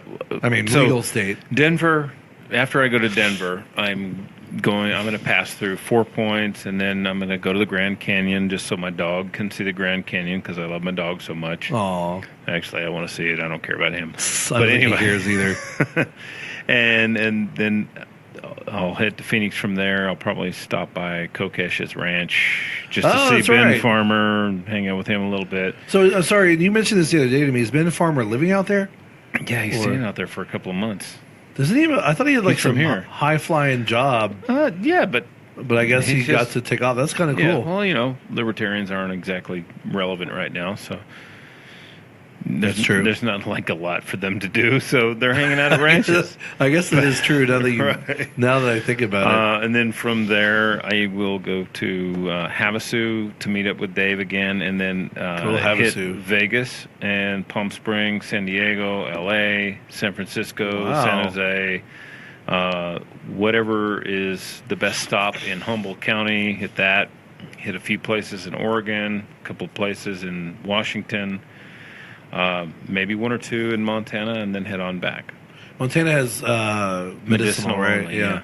So, how many states is that? I mean, it's good. I mean, like I said before, I want to focus on one dispensary per city because I don't. Yeah, that makes sense. You want to get the maximum effect for each dispensary. You don't want to just get 15 of them all at once, and then there's only 15 people in the city that are using it. Yeah. You want all 15 people to go to that one dispensary so they can, realize the effect of what it is. No, that makes sense because, like, in the beginning, there's not going to be a ton of people using it. So if you dilute it among, like, 5 dispensaries, you might be lucky to have one person hit it up every now and again. No, that's smart. Just get a foothold in the city. Right, so you can drive all the traffic there, and then they can realize, wow, this is cool. Yeah. Like the one I got to do in Leander, the grocery store that sold beer and meat and everything. Like, people were driving from Austin all the way out to Leander, so they were driving 30 miles to go and buy stuff at this grocery store with Bitcoin. And the dude was loving it, except for BitPay sucks, and they couldn't figure out how to, figure out how much money they were getting, because BitPay was only paying in $20 increments, and the guy is like, how do I figure out if this $20 represents these transactions? It was, the guy shouldn't have to do that much work. To take your money, you're begging him to take your money, you shouldn't make him work to do it. Well, not just work, but it should, things should be relatively foolproof. Not that he's not smart enough to figure it out, but like, you should be getting a lump sum, or you should be getting sums exactly equivalent to purchases, not arbitrary $20 sums here, one after another. It's stupid. I agree. I mean, I think Tony Gillespie's an arrogant asshole, but whatever. No comment. Yeah, I'll let you take the backlash from that. I don't know. care. Okay, fair enough. Well, I forgot about that guy in Liberty Hill. I need to. One thing I need to do maybe while you're gone, aside from moping about recent events, is try to push for more I'm going to try and get people to accept Dash locally. I want to try and get some businesses. Now, I've already actually gotten several friends and acquaintances to accept Dash. Danny actually has some photos of it. I don't know if we've had a chance to post them yet. I think we're kind of... I'll post them with a few others. Yeah, with a few others. That's something else I'll be doing on the tours. As I'm going to these cities, I'm also going to be feeding the homeless. Oh, good. In each city as I go along, and we'll be reaching out to gun stores and get the Ghost Gunner and some. That's gun right. stores. Cody was all on board for that. Yeah, I think it's a great idea. And then here and there, getting random people to download Dash wallets. It's quick and easy. This is the real resistance. It's not that crap that the Democrats are doing. Resist. Oh God. Go out and beat people up. Yeah, I know all that Antifa and all that crazy left nonsense. But oh my God, I was watching one of those Antifa videos the other night. This guy had hold that thought because we're coming to break. Danny has a story on the other side. So it's this like moron who's like he bought an AR-15, right? And so he went to the gun store and he's like, well, the guy at the gun store said I needed it. It's like all these attachments were on it, like rifles and sights and little computers are all stuck on the barrel and everything. He's like, I don't know what this is called, but you really need it. The guy at the gun store told me so.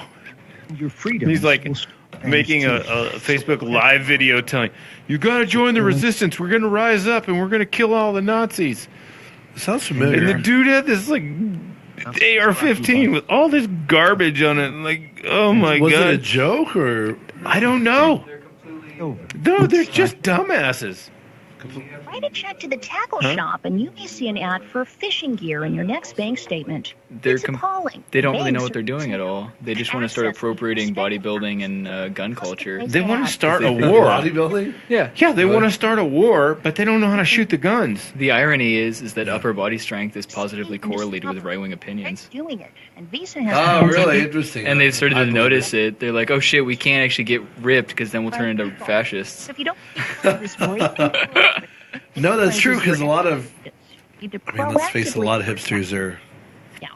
And they all look like you and wear no gear. It's fucking horrible. Wait, who looks like me? All the Antifa fags. What do you mean they look like I mean, they look overweight.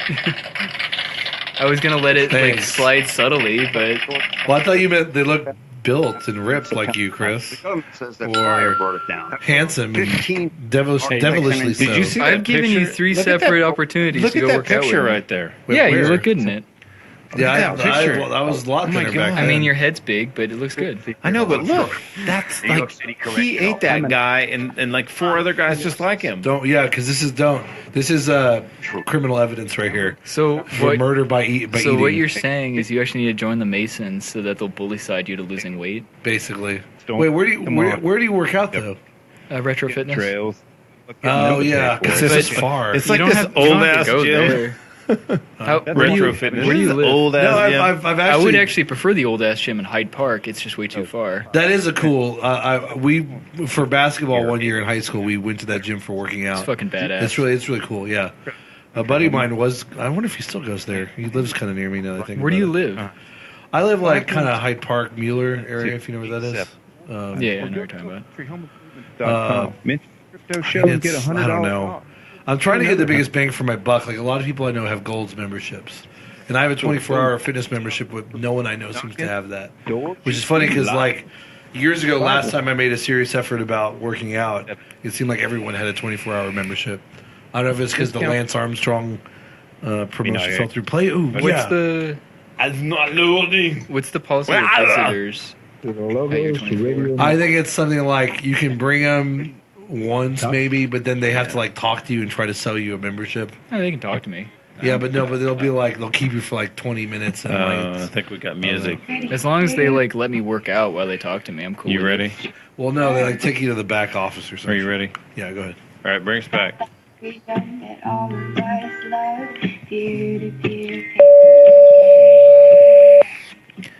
Get out! There's a bomb in there! Get out! There's a bomb in there! Do play one. Or is it still loading? It's still loading, forget it. Why is it crappy? I don't know. Because it's Arnold. Arnold! Who is your daddy and what does he do? So it's the hired maid of technical devices? The hired maid. That was his big drama. Is he went with the maid in his house. Oh yeah, gotcha. He slept with the maid. That's right. I think he had a kid, Which is hilarious because the Kennedys are hot and the maid was not. No, wrong. John F. Kennedy and John F. Kennedy Jr. were hot, and I say that as a straight man. Maria Shriver, not hot. Looks like a skeleton. I'm sorry. She does. I'm sorry. No offense. She's just. Wasn't? I'm not the best looking person either. Wasn't she on He-Man? as Skeletor? Yeah, exactly. Okay. It's just her. Even when she was young, like her face just. I could, Arnold. I mean, Arnold is not exactly the handsomest guy, but he's not ugly, and of course he's ripped. Also, Arnold could get any woman on the face of the earth. That's basically what I'm saying. Yeah, he's not ripped anymore. Well, not anymore. If you ever seen, not ripped off. That was pretty good. I like that. Have you ever seen Pumping Iron? The documentary he was in? Yeah. It's funny because you get this impression that Arnold had impaired English most of his career. Like he never, his English was fairly imperfect.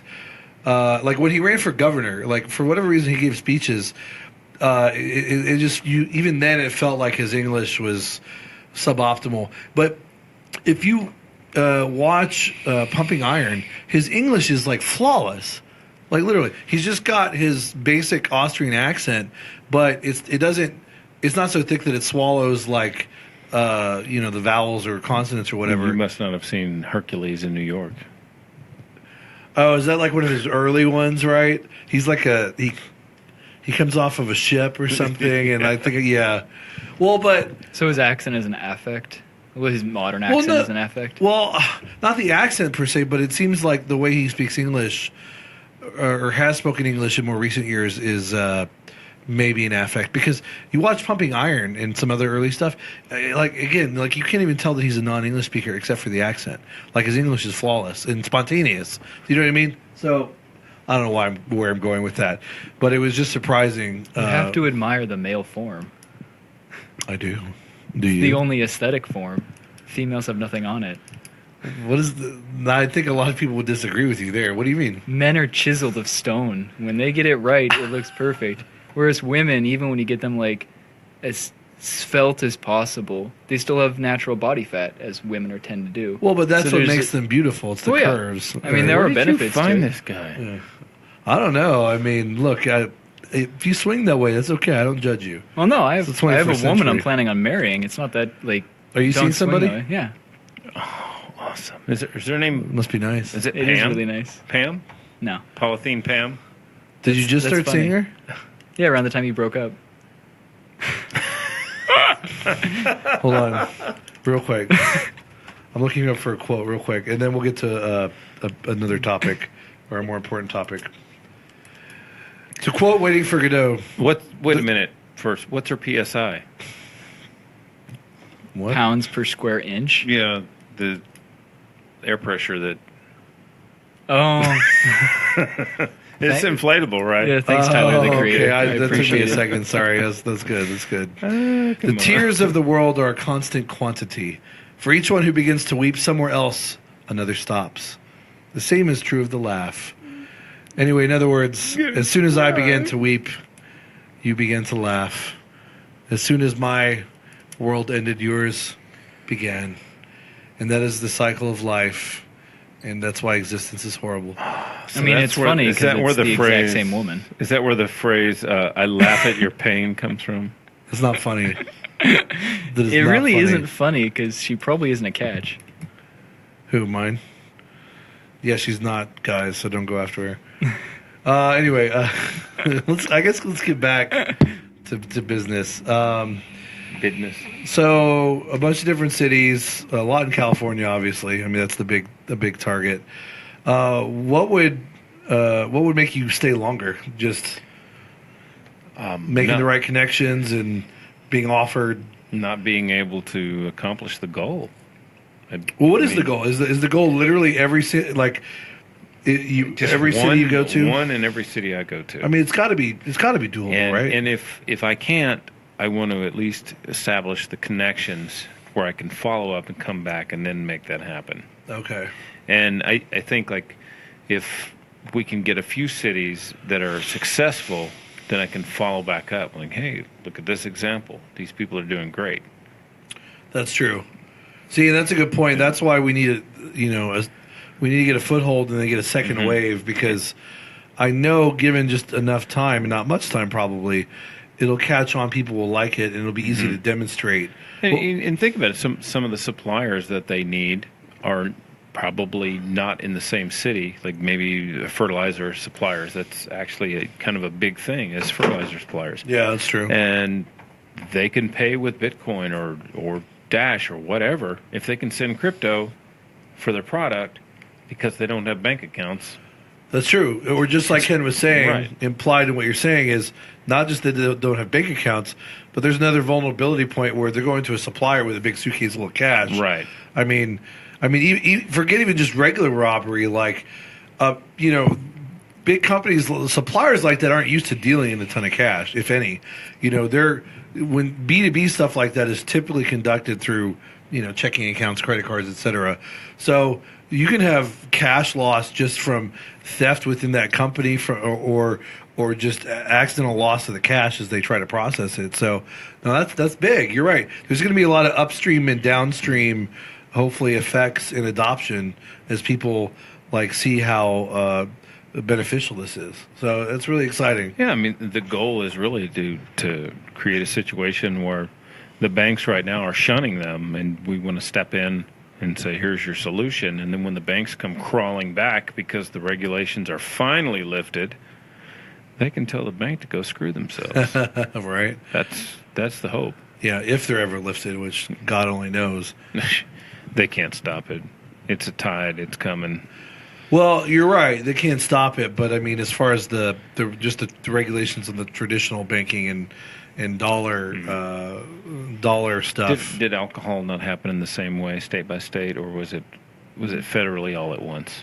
It was federally all at once, but that's a good question as to whether I think states started to defect from the original constitutional amendment, and then the feds followed suit with. Yeah. I mean, a lot of the same things have already happened where the government was poisoning people who were drinking alcohol. Here, try wood grain alcohol instead. That's it's a really real good thing. for you. Or just like you said, they did the same thing with cannabis. Yeah. What was that chemical? It's called paraquat. God. And they not only did this in the U.S., they did it in Vietnam and a few other Asian countries as well. Yeah. During the war, during Vietnam, they were doing that to try to, I guess, keep the soldiers from smoking too much. That's so weird, isn't it? I mean, I don't think people appreciate the depths of the criminality of the federal government in its history. I mean, poisoning people so they won't poison themselves by drinking. I mean, that's just so... Who even thinks of that? Yeah. And, and I don't remember seeing, the Indian crying on the side of the highway or anything saying, don't smoke the weed, it's poison. There were no public service announcements or anything like that to try to help protect the people. Hey, guess what? We just poisoned a neighboring country. Yeah. Don't use their product. No, they never said that. Yeah, when there's no way to find out the hard way. Yeah, when there's no way for word to get out, malfeasance like that can last a lot longer because you have additional victims who just have no way of being notified. Hey, this is what's up. Be careful. It's just so criminal. And you watch propaganda movies, and I've come to realize how much. Just Google paraquat. Paraquat. Paraquat. Is that Paraquat? P-A-R-A-Q-U. I already got it. I spelled it right. Yeah, look at the countries that it was used. Or N-dimethyl 4,4-pyridinium dichloride. Yeah, I knew that. No, I got it right here. You're right. Paraquat, according to the CDC, is a toxic chemical that is widely used as an herbicide. Well, there you go.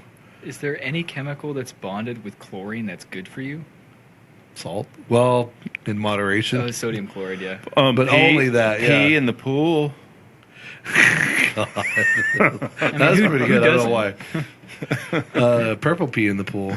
No, but the propaganda, the movie Untouchables, great movie, but it promotes the government's prohibition on alcohol essentially, and villainizes Al Capone, who no doubt was a bad man, but all he was doing initially was supplying the market with alcohol that never should have been prohibited in the first place. Well, thankfully, the Hold Internal that thought. Revenue Service We'll be came right and back. saved the day. Through advances in technology, Actually, it our was the lives have Treasury, greatly improved, technically. except in the area of nutrition. He was the People Treasury feed their man. pets better than they feed themselves. And it's The time Fed to doesn't change print all the that. money. The Treasury does. You're stupid. You don't know what you're talking about. Oh, shut up. No, I had someone tell me this one time. Like, In a world natural The foods Treasury have been prints the money. regulated, You know, you don't know what you're talking about. The Federal Reserve doesn't do that. And like, well, dumbass. Hey, guess what? 7-8%. That's what's in circulation. Yeah, exactly. That's their job. The other 90%. Yeah, And it's the just Fed. jackass. It's just a metaphor or short speak for or shorthand for. Obviously, they're not printing; it's digital. But that's that's just what people say. Yeah, that's Do you mind stupid. if I make the case for prohibition? For prohibition, God, if you need to. Not a very fully structured one. I don't think that. I don't like the Leviathan state by any means. Everything after German forestry is sort of fucked. But there are interesting statistics related to prohibition. I find that is totally ungermane. Easy to understand. Germane forestry. That will show you how in 24 hours, step by step. If you have a lawyer, know what you should be doing. Thousands have won You know what? their I think step. my Arnold board must have died. Dispensary was created by a licensed attorney. although weed legalization is good for the federal government, so it's really funny. And if you're not Yeah, in the law, especially if you live in Pueblo, Colorado, and you have a high school age kid that wants to go to college. What does Pueblo do for you? They took the taxes from marijuana sales and gave full ride college to the kids in the town that had good grades.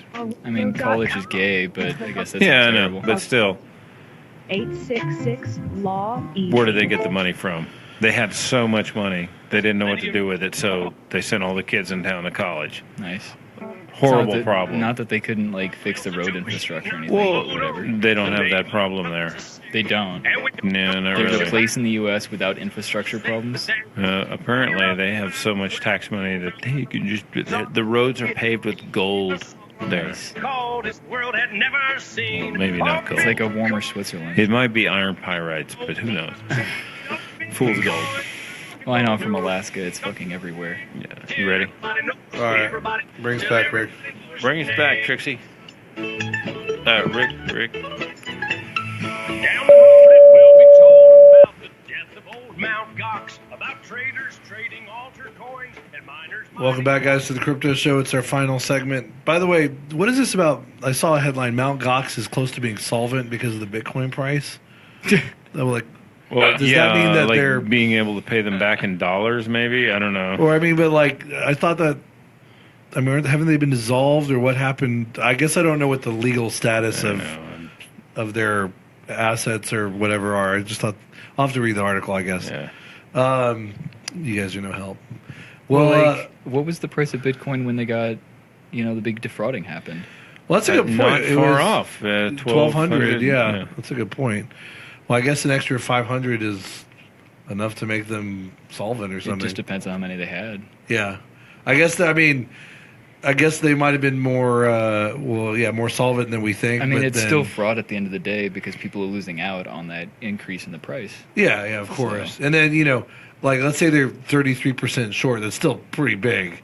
Maybe it's not 90%, but it's still a lot of money. I mean, I'd like to have money back. I mean, I didn't put any Mt. Gox. I'm not an idiot, but like, if I was in that position, it'd be nice to have some. Well, people aren't. I mean, a lot of people weren't necessarily fools for having done so. I mean, you must unlearn what you have learned. True.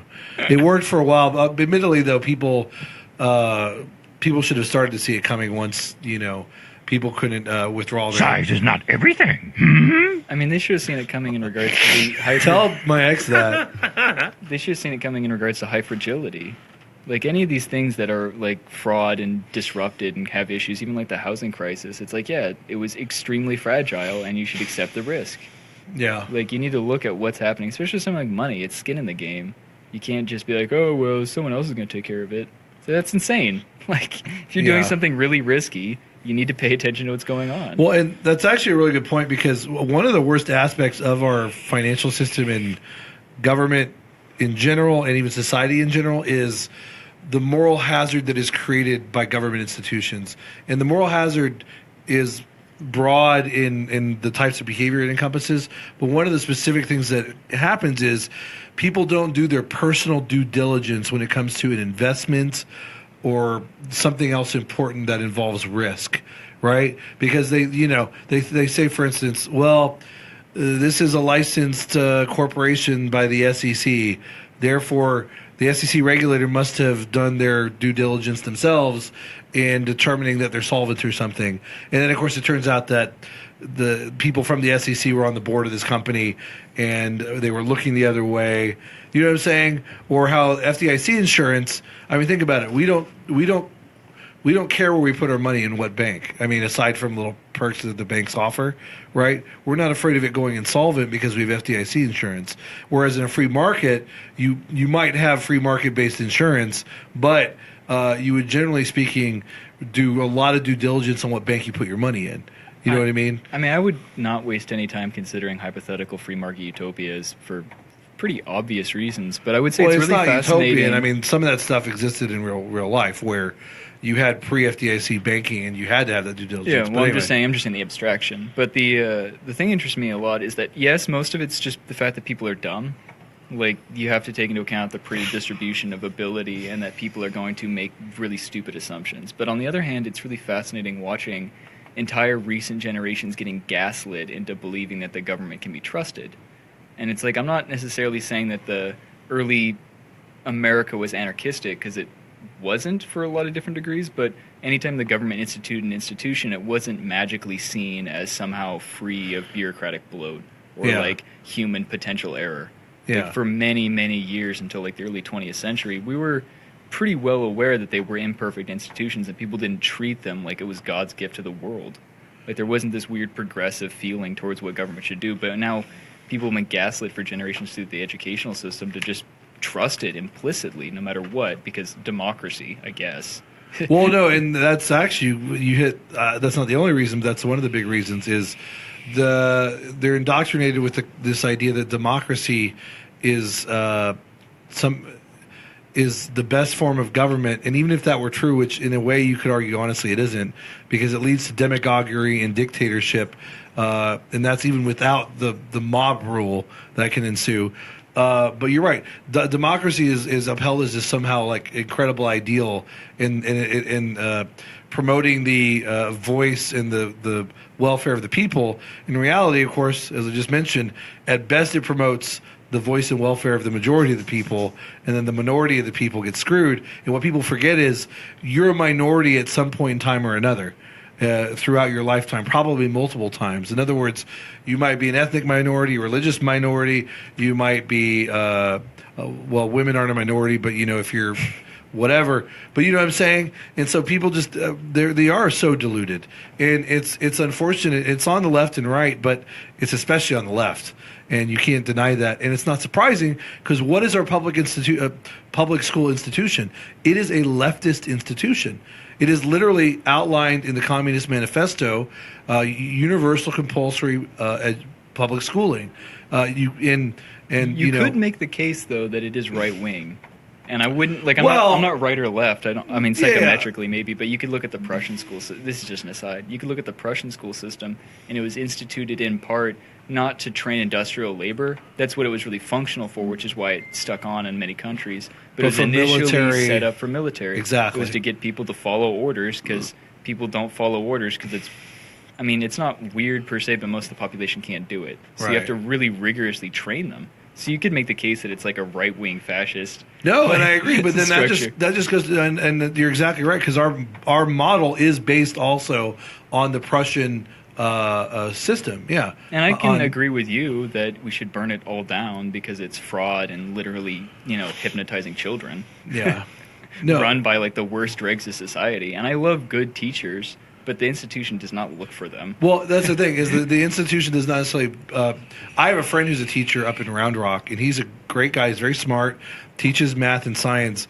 And my woman's a teacher. Like, I have no issue with it. No, I know, just but I agree. But what I'm saying is, and he's pretty lefty, although actually to his credit, in some ways not. He's told me all these horror stories about they bind his hands, like he can't deviate an iota from the curriculum they give him, even when it's stuff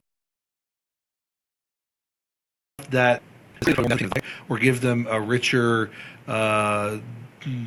diversity of topics than what is provided for in the standard curriculum, and all sorts of other things. And it's like there are good teachers. The system does not benefit good teachers. It perversely benefits bad teachers. Have you ever seen the documentary, by the way, The Cartel? Oh my God, you should watch this. It's about the New Jersey public school system. It's incredible how revealing it is about public education. And New Jersey is not only the richest state per capita in income, it's also the state that devotes the most money per student of any other state. And yet its outcomes are horrible. It's basically the teachers union is a mob that basically runs the school system in New Jersey. But it's like this pretty much in every state. Yeah. And so there was one example where a student punched a teacher punched a student and didn't get fired for 2 years. And when they got fired, finally, they got like a $200,000 severance package, and that's ridiculous. I mean, some students deserve to get punched, but that does seem like. Well, and by some, I mean almost all of them, but probably so. But nonetheless, for professionalism's sake, it should be a peer group thing. P2P beatings. P2P beatings like that. Anyway, yeah, I mean, but like you were saying, it is far right, but then far left and far right are basically the same thing ultimately. There may be they are. They're authoritarian. Horseshoe theory is hilariously wrong. Well, I don't know. Because it doesn't match up with psychometrics at all. What do you mean? So the big 5 personality traits are openness, extroversion, conscientiousness, neuroticism, and empathy. And so we've found that, well, not me, but statistically, especially with the work of Jordan Peterson, they found that political alliance maps up pretty well to psychological traits. So those who are more right-wing exhibit extreme conscientiousness, which is the mixture of industriousness and cleanliness. Yeah. And people who are extremely on the left have a high level of openness and a high level of empathy. Well, I don't know about openness, so depending on how you define it, I guess. Yeah. I don't doubt that. No, you mean they're openly jerk-offs? Or? Well, yeah. Basically. I don't doubt that. So it's like when you look at the extremes of them, yeah, you're going to find militants in both, and that the militants express actually a slightly different domain. They have really low empathy and real verbal ability, but the tenets behind both of them and the people that are to do it are actually seeing the far right and the far left is the same thing, then maybe you're just not paying attention to exactly what it is that you're calling right or left. Maybe your model is a little bit off. Maybe, but maybe not. I mean, I disagree with you. Like the communists and fascists are both far left institutions, but Hitler himself was extremely conscientious. Yeah. A lot of his talks was actually trying to reduce disorder and decay and pathogens in a society. One of the first things he did was actually put forth X-ray mobiles to try to remove tuberculosis. And then he also, with the factories, went out and did a huge cleaning phase and like putting plants in front of it and cleaning up all the factories. So that ones you have to pay Hitler good, Wilson bad. Right.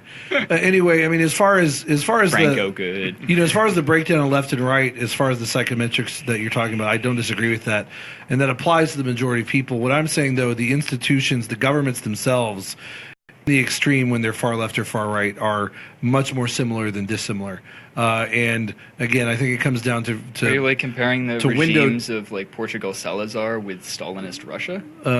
I don't know anything about the Portugal regime, but anyway, all I'm saying is that there's much more similarity than dissimilarity, and that is irrespective of whether on the surface at least. You're going for the tyrant king. Yeah, I agree.